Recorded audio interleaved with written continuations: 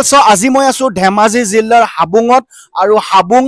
স্বৰ্গদেউ চাওলুং চুকাফাৰ অস্থায়ী দ্বিতীয় ৰাজধানী বুলি কোৱা হয় আৰু ইয়াতে পতা হৈছে ইয়াত ধুনীয়াকে মন্দিৰবাগ আজি এই মন্দিৰবাগৰ সকলোবোৰ ইনফৰমেশ্যন দিবলৈ কাৰণে গৈ আছো আৰু দেখাম গোটেই মন্দিৰবাগ কেনেকুৱা ভিতৰৰ পৰা একদম পুৰা আগৰ পৰা সোমাই আহিব বলক আজি যেহেতু আজি মেডামাফি আছে আৰু তাৰ যাৰ কাৰণে মানুহৰ ভিৰ বহুত মানুহৰ ভিৰ তাৰ মাজতো দেখাম মই কেনেকুৱা ভিডিঅ'টো কন্টিনিউ চাই থাকিব চেনেলটো ছাবস্ক্ৰাইব কৰিব যদি নাই কৰা বলক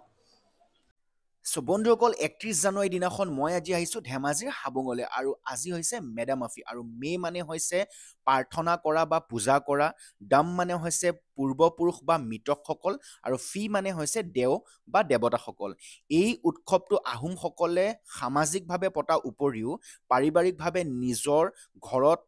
মৃতকক পূজা কৰা উদ্দেশ্যেৰেও এই উৎসৱ পালন কৰে এইখনে হৈছে ঐতিহাসিক হাবুং চাওলুং চুকাফাৰ অষ্ট্ৰীয় দ্বিতীয় ৰাজধানী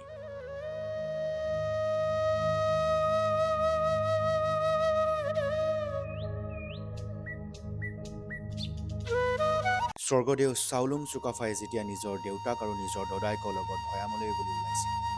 তেতিয়া মুংৰাম মানে আজিৰ ম্যানমাৰ সেই জেগাখিনিত প্ৰথমে নিজৰ ৰাজধানী পতা কথা তেখেতসকলে চিন্তা কৰিছিল কিন্তু তেখেতৰ দদাই আৰু দেউতাকে কৈছিল যে তুমি ভৈয়ামলৈ বুলি যাব লাগিব আৰু তাত কিছু জাতি আছে যেনে বড়ো মিচিং কছাৰী নগা তিৱা মিৰি মিচিং এনেকুৱা বহুতো ইত্যাদি আৰু এইখিনি জাতিৰ লগত তুমি কেতিয়াও যুদ্ধ নকৰিবা তেখেতসকলক লগত লৈ তুমি এখন বৰ অসম গঢ়িব লাগিব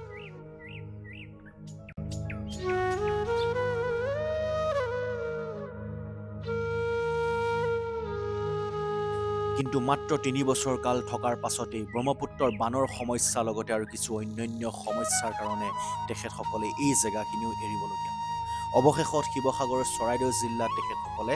ৰাজধানী পাতিবলৈ কাৰণে সক্ষম হ'ল কিন্তু আজিও চাওলুং চুকাফাৰ দেৱৰ সেই মৰম আৰু মহিমাৰ এই জেগাখিনিত আছে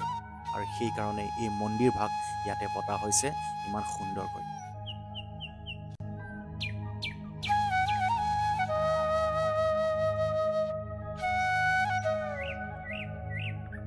আৰু বহুতো ঐতিহাসিক কথা জানিবলগীয়া আছে এই মন্দিৰ ভাগত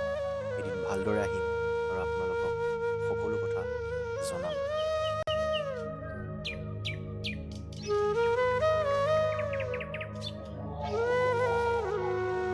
অৱশেষত